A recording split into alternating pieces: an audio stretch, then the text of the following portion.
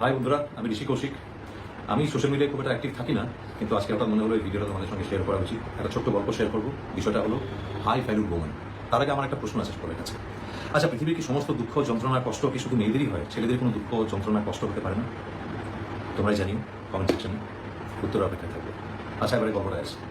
একটা ছেলে আর একটা মেয়ের বিয়ে হয়, কিন্তু বিয়ের আগেই যখন আলাপ হয়, ছেলেটি প্রথম থেকেই বুঝতে পারে যে মেয়েটির সঙ্গে তার আকাশ পাতাল ফারাক মানসিকতার। ছেলেটি যেরকম নিজে একটা সাদাসিধে লাইফস্টাইল লিড করে, মেয়েটি কিন্তু একটু উড়নচণ্ডী, একটু বেপরোয়া, তার চালচলন পছন্দ ছিল না। ওই জন্য সে প্রথমেই রিলেশনে যেতে চায় না, কিন্তু মেয়েটি তাকে ইনসিস্ট করে রিলেশন থাকার জন্য। তারপর যখন তাদের বিভিন্নভাবে ব্রেকআপও হয়, মেয়েটি সবসময় তাকে মানিয়ে গুছিয়ে আবার তার কাছে আসার চেষ্টা করে, যা বলে যে আমি নিজেকে বদলে নেব। এবার তোমরা ভাববে যে একজনকে বদলে নিয়ে রিলেশনে রাখা কি ঠিক? একদমই ঠিক নয়। ছেলেটি কিন্তু চাইনি সেটা করতে, বরঞ্চ মেয়েটি বিভিন্নভাবে কথা দিয়ে ফলস প্রমিস করে যে আমি নিজেকে বদলে নেব, আমি নিজেকে শুধরে নেব, এইসব কথা বলে সে ছেলেটির সঙ্গে রিলেশনটা কন্টিনিউ করে। ছেলেটি কিন্তু বলেছিল যে এরকমভাবে আমাদের বিয়ে হওয়া ঠিক হবে না, লেটস পার্ট আওয়ার ওয়েজ। কারণ বিয়ের পরে অনেক কষ্ট করে সেগুলো আলাদা করার থেকে আমাদের এখনই আলাদা হয়ে যাওয়া হবে। কিন্তু মেয়েটি সেটা মানেনি, কারণ তার পেছনে তার অন্য স্বার্থ ছিল, যেটা ছেলেটি বুঝতে পারেনি। এনিওয়ে, ঘটনাক্রমে দুজনের বিয়ে হয়। বিয়ের পর 6 মাস মোটামুটি কেটে যায়, কারণ সেটা একটা হানিমুন পিরিয়ড বা একটা হাওয়ায় বাসা পিরিয়ডের মতো। 6 মাস পর থেকে ছেলেটি বুঝতে পারে যে মেয়েটি নিজেকে বদলানো তো দূর, সে নিজেকে উল্টোভাবে বদলাচ্ছে, আরও বেশি তলাতলে বেপরোয়া হয়ে যাচ্ছে। তার নিজের মতো করে একটা অন্য লাইফস্টাইল সে লিড করছে। প্রথম ছেলেটি বুঝতে পারে না, মতের অমিল হলেও ডিটেলগুলো বুঝতে পারে না। এইভাবে দিন কাটতে থাকে। এবারে যেহেতু ছেলেটির কর্মক্ষেত্র আর মেয়েটির কর্মক্ষেত্র দুটো আলাদা, মেয়েটি নিজের কর্মক্ষেত্র বাদেও একটা সেকেন্ডারি ক্যারিয়ার শুরু করে ছেলেটির কর্মক্ষেত্রে। ভালো কথা, ছেলেটি তাকে সাপোর্ট করে, কারণ একটা মেয়ে যদি একা হাতে দুদিক সামলাতে পারে খুবই ভালো কথা। সে তাকে সাপোর্ট করে, সে নিজের কাজকর্ম করে। কিন্তু বিয়ের পর থেকেই তাদের মধ্যে অশান্তি বাড়তে থাকে। কথায় কথায় মেয়েটির ছেলেটির সঙ্গে করা দুর্ব্যবহার, বন্ধ ঘরের মধ্যে, আমি বলছি বন্ধ ঘরের মধ্যে তার দুর্ব্যবহার।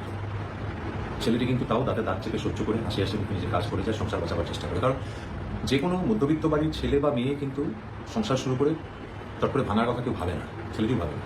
সেও সময় দিয়েছে মেয়েটাকে, কিন্তু মানুষের সময় দেওয়ার একটা সময় থাকে, তো একটা সীমা থাকে, ধৈর্যেরও একটা সীমা থাকে।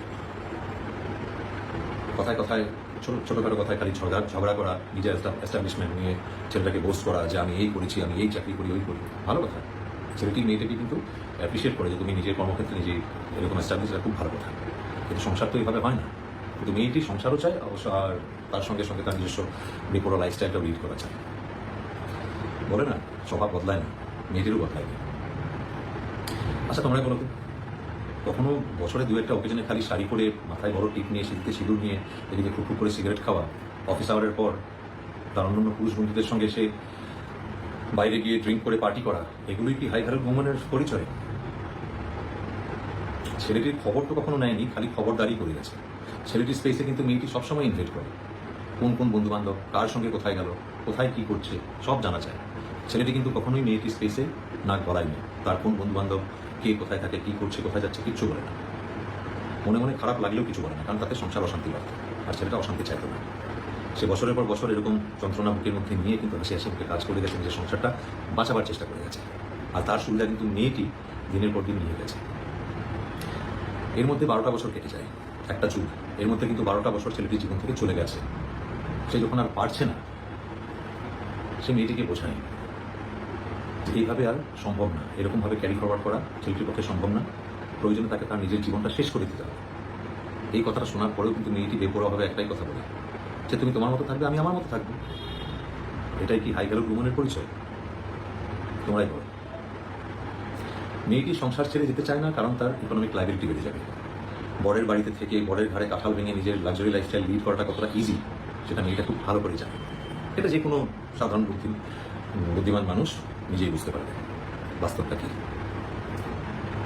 কথায় কথায় ছেলেটিকে খবরদারি করা, ছেলেটির উপরে স্টক করা, কোথায় যাচ্ছে, কি করছে, অথচ নিজেই নিজের মতো করে একটা লাইফস্টাইল লিড করছে।